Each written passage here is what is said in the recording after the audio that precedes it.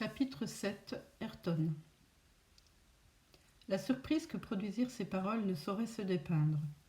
Glenarvan s'était levé d'un bond et repoussant son siège. « Qui parle ainsi » s'écria-t-il. « Moi » répondit un des serviteurs de Paddy O'Moore, assis au bout de la table. « Toi, Ayrton » dit le colon, non moins stupéfait que Glenarvan. « Moi » répondit Ayrton d'une voix émue, mais ferme. « Moi, écossais comme vous, mylord. Moi, un des naufragés du Britannia. » Cette déclaration produisit un indescriptible effet. Mary Grant, à demi pâmée par l'émotion, à demi mourante de bonheur cette fois, se laissa aller dans les bras de Lady Helena. John Mangles, Robert, Paganel, quittant leur place, se précipitèrent vers celui que Paddy O'Moore venait de nommer Ayrton. C'était un homme de 45 ans, d'une rude physionomie, dont le regard très brillant se perdait sous une arcade sourcilière profondément enfoncée.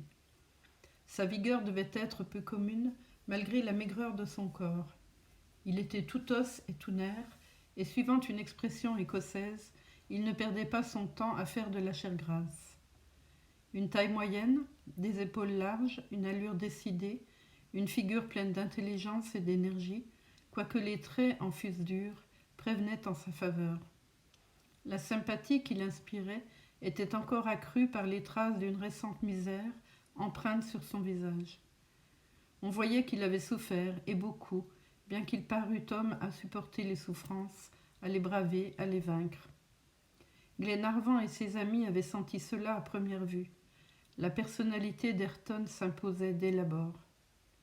Glenarvan, se faisant l'interprète de tous, le pressa de questions auxquelles Ayrton répondit. La rencontre de Glenarvan et Ayrton avait évidemment produit chez tous deux une émotion réciproque. Aussi, les premières questions de Glenarvan se pressèrent-elles sans ordre et comme malgré lui. « Vous êtes un des naufragés du Britannia » demanda-t-il. « Oui, mylord, le quartier-maître du capitaine Grant » répondit Ayrton. « Sauvé avec lui après le naufrage ?»« Non, mylord, non. À ce moment terrible, j'ai été séparé et enlevé du pont du navire, jeté à la côte. » « Vous n'êtes donc pas un des deux matelots dont le document fait mention ?»« Non. Je ne connaissais pas l'existence de ce document. Le capitaine l'a lancé à la mer quand je n'étais plus à bord. » « Mais le capitaine... Je le croyais noyé, disparu, abîmé avec tout l'équipage du Britannia. Je pensais avoir survécu seul. »« Mais vous avez dit que le capitaine Grant était vivant. »« Non, j'ai dit si le capitaine est vivant. Vous avez ajouté, il est sur le continent australien. » »« Il ne peut être que là, en effet. Vous ne savez donc pas où il est ? » ?»« Non, mylord, je vous le répète. Je le croyais enseveli dans les flots ou brisé sur les rocs. C'est vous qui m'apprenez que peut-être il vit encore. »« Mais alors que savez-vous » demanda Glenarvan.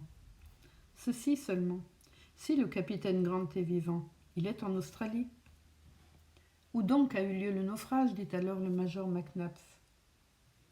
C'était la première question à poser, mais dans le trouble causé par cet incident, Glenarvan, pressé de savoir avant tout où se trouvait le capitaine Grant, ne s'informa pas de l'endroit où le Britannia s'était perdu. À partir de ce moment, la conversation, jusque-là vague, illogique, procédant par bonds, effleurant les sujets sans les approfondir, mêlant les faits, intervertissant les dates, prit une allure plus raisonnable, et bientôt les détails de cette obscure histoire apparurent nets et précis à l'esprit de ses auditeurs. À la question faite par McNabbs, Ayrton répondit en ces termes. « Lorsque je fus arraché du gaillard d'avant, où je halais bas le phoque, le Britannia courait vers la côte de l'Australie. Il n'en était pas à 2 encablures. Le naufrage a donc eu lieu à cet endroit même. »« Par 37 degrés de latitude » demanda John Mangles. « Par 37 degrés, répondit Ayrton. »« Sur la côte ouest ?»« Non pas, sur la côte est, » répliqua vivement le quartier-maître. « Et à quelle époque ?»« Dans la nuit du 27 juin 1862. »« C'est cela même » s'écria Glenarvan.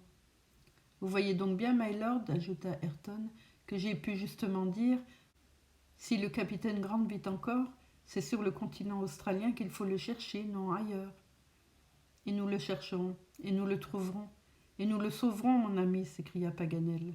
« Ah, précieux document, ajouta-t-il avec une naïveté parfaite, il faut avouer que tu es tombé entre les mains de gens bien perspicaces. » Personne sans doute n'entendit les flatteuses paroles de Paganel. Glenarvan et Lady Helena, Mary et Robert s'étaient empressés autour d'Ayrton. Ils lui serraient les mains. Il semblait que la présence de cet homme fût un gage assuré du salut d'Harry Grant.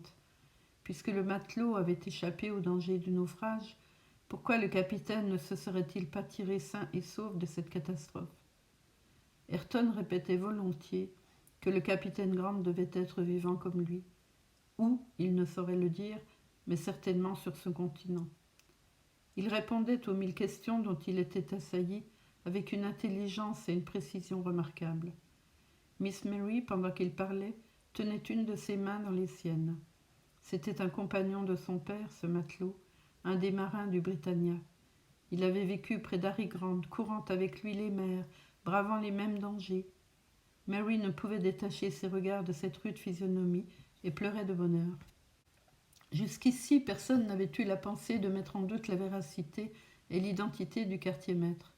Seul le major et peut-être John Mangles, moins prompt à se rendre, se demandaient si les paroles d'Ayrton méritaient une entière confiance. Sa rencontre imprévue pouvait exciter quelques soupçons. Certainement, Ayrton avait cité des faits et des dates concordantes, de frappantes particularités.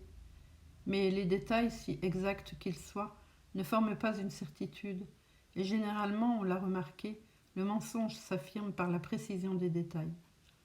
Mac Nabbs réserva donc son opinion et s'abstint de se prononcer. Quant à John Mangles, ses doutes ne résistèrent pas longtemps aux paroles du matelot, et il le tint pour un vrai compagnon du capitaine Grant, quand il l'eut entendu parler de son père à la jeune fille. Ayrton connaissait parfaitement Mary et Robert. Il les avait vus à Glasgow au départ du Britannia. Il rappela leur présence à ce déjeuner d'adieu donné à bord aux amis du capitaine. Le shérif McIntyre y assistait. On avait confié Robert, il avait 10 ans à peine, aux soins de Dick Turner, le maître d'équipage, et il lui échappa pour grimper au bar du perroquet. C'est vrai, disait Robert Grant. Et Ayrton rappelait ainsi 1000 petits faits, sans paraître y attacher l'importance que leur donnait John Mangles.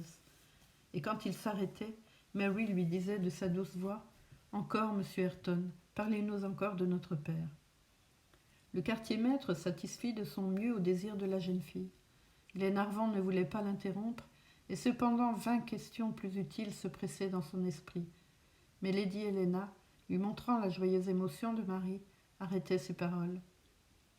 Ce fut dans cette conversation qu'Ayrton raconta l'histoire du Britannia et son voyage à travers les mers du Pacifique. Mary Grant en connaissait une grande partie, puisque les nouvelles du navire allaient jusqu'au mois de mai de l'année 1862. Pendant cette période d'1 an, Harry Grant atterrit aux principales terres de l'Océanie. Il toucha aux Hébrides, à la Nouvelle-Guinée, à la Nouvelle-Zélande, à la Nouvelle-Calédonie, se heurtant à des prises de possession souvent peu justifiées, subissant le mauvais vouloir des autorités anglaises, car son navire était signalé dans les colonies britanniques. Cependant, il avait trouvé un point important sur la côte occidentale de la Papouasie. Là, l'établissement d'une colonie écossaise lui parut facile et sa prospérité assurée. En effet, un bon port de relâche sur la route des Moluques et des Philippines devait attirer des navires, surtout quand le percement de l'isthme de Suez aurait supprimé la voie du cap de Bonne-Espérance. Harry Grant était de ceux qui préconisaient en Angleterre l'œuvre de M. de Lesseps et ne jetait pas des rivalités politiques au travers d'un grand intérêt international. Après cette reconnaissance de la Papouasie, le Britannia alla se ravitailler au Callao et il quitta ce port le 30 mai 1862 pour revenir en Europe par l'océan Indien et la route du Cap. 3 semaines après son départ, une tempête épouvantable désempara le navire. Il s'engagea, il fallut couper la mâture, une voie d'eau se déclara dans les fonds qu'on ne parvint pas à aveugler. L'équipage fut bientôt exténué, à bout de force. On ne put pas affranchir les pompes. Pendant 8 jours, le Britannia fut le jouet des ouragans. Il avait 6 pieds d'eau dans sa cale. Il s'enfonçait peu à peu. Les embarcations avaient été enlevées pendant la tempête. Il fallait périr à bord, quand dans la nuit du 27 juin, Comme l'avait parfaitement compris Paganel, on eut connaissance du rivage oriental de l'Australie. Bientôt, le navire fit côte. Un choc violent eut lieu. En ce moment, Ayrton, enlevé par une vague, fut jeté au milieu des brisants et perdit connaissance. Quand il revint à lui, il était entre les mains des indigènes qui l'entraînèrent dans l'intérieur du continent. Depuis lors, il n'entendit plus parler du Britannia et supposa, non sans raison, qu'il avait péri corps et biens sur les dangereux récifs de Twofold Bay. Ici se terminait le récit relatif au capitaine Grant. Il provoqua plus d'une fois de douloureuses exclamations. Le major n'aurait pu, sans injustice, douter de son authenticité.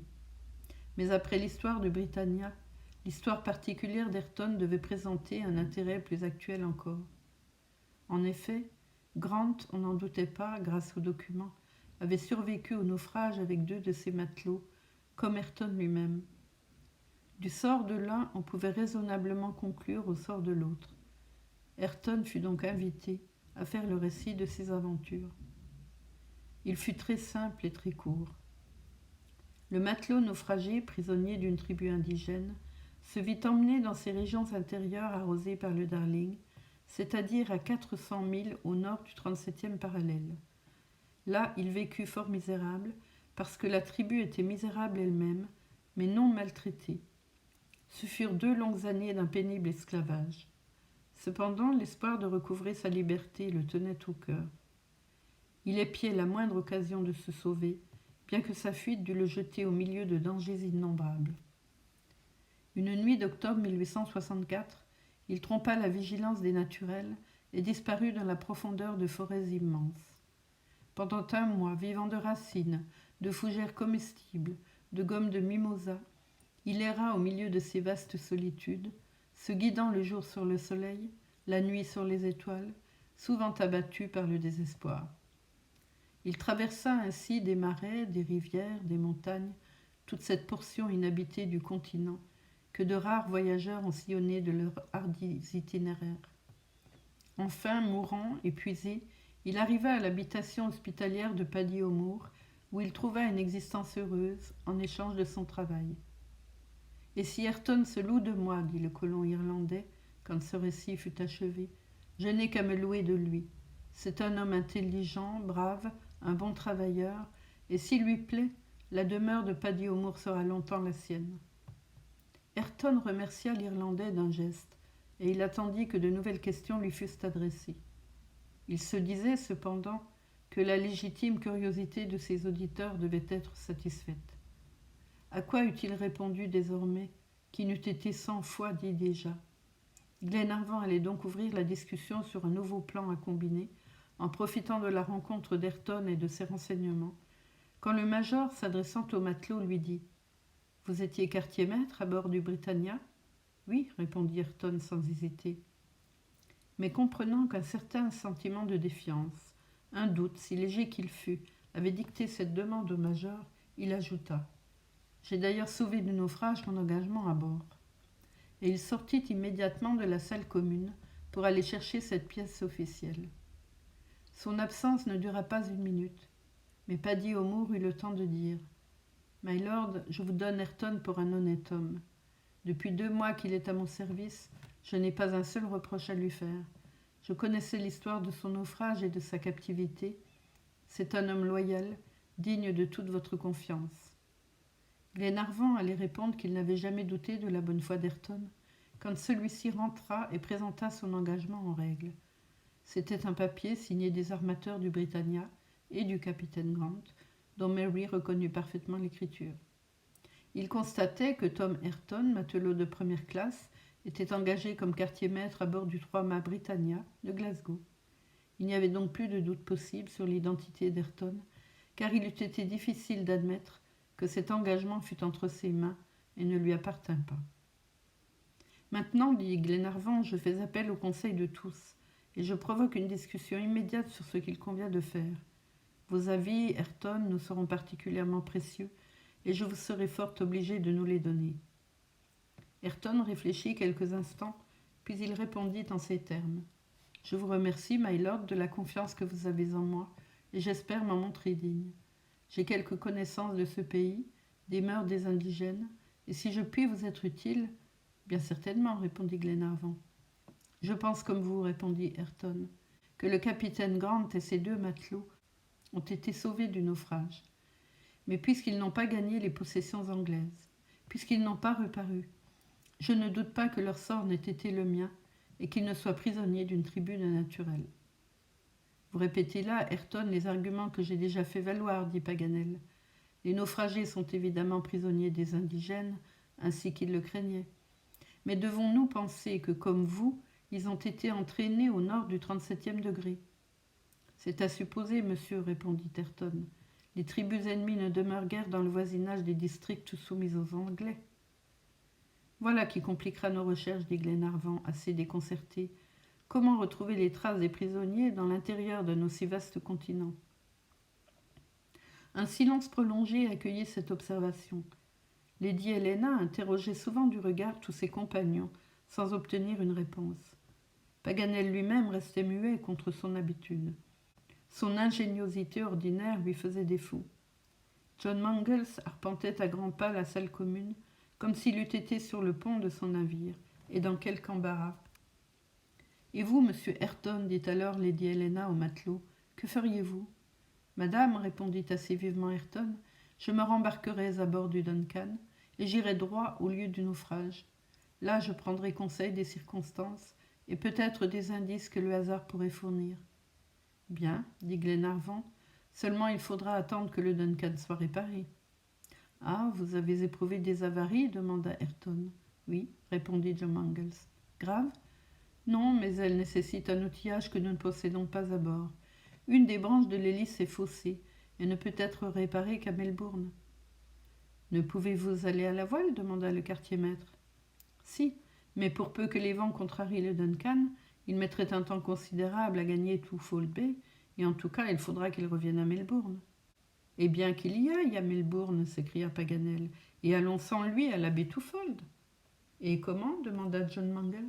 « En traversant l'Australie, comme nous avons traversé l'Amérique, en suivant le 37e parallèle. »« Mais le Duncan, reprit Ayrton, insistant d'une façon toute particulière.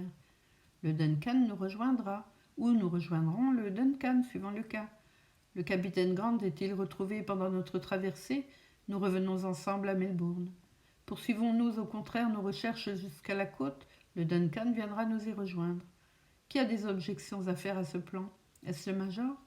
Non, répondit Mac Nabbs, si la traversée de l'Australie est praticable. Tellement praticable, répondit Paganel, que je propose à Lady Helena et à Miss Grant de nous accompagner. Parlez-vous sérieusement, Paganel demanda Glenarvan. Très sérieusement, mon cher lord. C'est un voyage de 350 milles, pas davantage. À 12 milles par jour, il durera 1 mois à peine, c'est-à-dire le temps nécessaire aux réparations du Duncan. Ah, s'il s'agissait de traverser le continent australien sous une plus basse latitude, s'il fallait le couper dans sa plus grande largeur, passer ces immenses déserts où la chaleur est torride, faire enfin ce que n'ont pas encore tenté les plus hardis voyageurs, ce serait différent. Mais ce 37e parallèle coupe la province de Victoria, un pays anglais s'il en fut, avec des routes, des chemins de fer, et peuplé en grande partie sur ce parcours. C'est un voyage qui se fait en calèche si l'on veut, ou en charrette, ce qui est encore préférable. C'est une promenade de Londres à Édimbourg. Ce n'est pas autre chose. Mais les animaux féroces, dit Glenarvan, qui voulait exposer toutes les objections possibles. Il n'y a pas d'animaux féroces en Australie. Mais les sauvages, il n'y a pas de sauvages sous cette latitude, et en tout cas, ils n'ont pas la cruauté des Nouveaux-Zélandais. Mais les convicts, il n'y a pas de convicts dans les provinces méridionales de l'Australie, mais seulement dans les colonies de l'Est. La province de Victoria les a non seulement repoussés, mais elle a fait une loi pour exclure de son territoire les condamnés libérés des autres provinces. Le gouvernement victorien a même cette année menacé la compagnie péninsulaire de lui retirer son subside si ses navires continuaient à prendre du charbon dans les ports de l'Australie occidentale où les convicts sont admis. Comment vous ne savez pas cela, vous, un Anglais? D'abord, je ne suis pas un Anglais, répondit Glenarvan. Ce qu'a dit M. Paganel est parfaitement juste, dit alors Paddy O'Moore. Non seulement la province de Victoria, mais l'Australie méridionale, le Queensland, la Tasmanie même, sont d'accord pour repousser les déportés de leur territoire. Depuis que j'habite cette ferme, je n'ai pas entendu parler d'un seul convict. Et pour mon compte, je n'en ai jamais rencontré, répondit Ayrton.